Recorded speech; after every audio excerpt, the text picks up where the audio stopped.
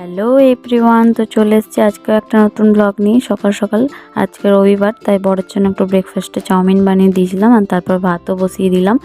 আর সাথে এদিকে আলাদা করে সবজিও বসানো রেডি। সয়াবিন আর আলুর হালকা ঝোল মতো করব। তো প্রথমে কালো জিরে ফোড়ন দিয়ে তারপর মশলা পেস্টটা বানিয়ে নিয়েছিলাম একসাথেই। এই পেঁয়াজ, টমেটো, রসুন, আদা আর লঙ্কা।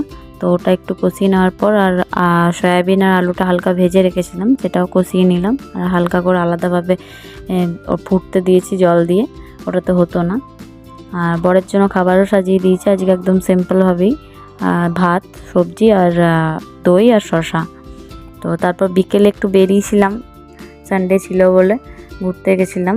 ওই ভুংতাও বলে একটা জায়গা আছে, আর এটা ফমির ভীষণ সুন্দর একটা চার্চ, কত বড় তাই না, দেখতেও ভীষণ সুন্দর লাগছে। আর প্রচুর ভিড় কিছু হয়তো একটা ছিল, ভীষণ সুন্দর। তো দেখতে দেখতে দেখো রাস্তাটা কি সুন্দর লাগছে। এটা ভুংতাও শহরের রাস্তা, আর সামনেই এই যে আমরা বিচে গেছিলাম। আর বিকেলের ওয়েদারটা কি দারুণ, সূর্যের আলোটা পড়ছে, দেখতে ভীষণ সুন্দর লাগছে। আর অনেক টাইমই ওখানে ছিলাম, সন্ধে পর্যন্তই ছিলাম। সন্ধেবেলায় একটু বিচের সামনেও নেমেছিলাম।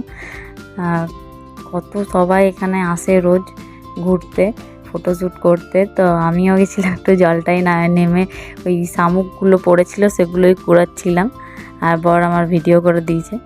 তো দেখতে দেখতে আবার বাড়ি ফিরছি। আর রাস্তাটা কি দারুণ লাগছে রাত্রেবেলায় আরও সুন্দর লাগছে রাস্তাটা দেখতে, এত সুন্দর লাইট। তো চলো আজকের মতো টাটা।